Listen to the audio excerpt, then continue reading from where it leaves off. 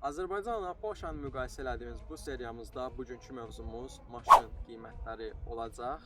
Çox axtardım, çox araşdırdım.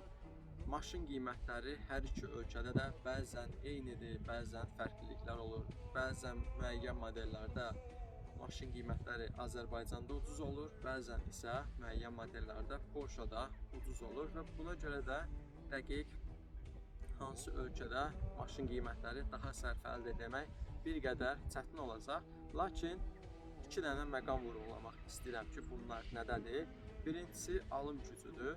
Alım gücü Polşada Azərbaycandan bir qədər daha yaxşı olduğu üçün maşın almaq daha asandır, daha rahatdır. İkinci bir məqam isə odur ki, əgər siz daxildən, yəni yaşadığınız ölkədən maşın almaq istəmirsinizsə və qonşu ölkələrdən maşın gətizdirmək istəyirsinizsə, gömrük rüsumlarında burada yenə Polşa Azərbaycandan daha yaxşıdır ki, gömrük rüsumları olduqca aşağıdır.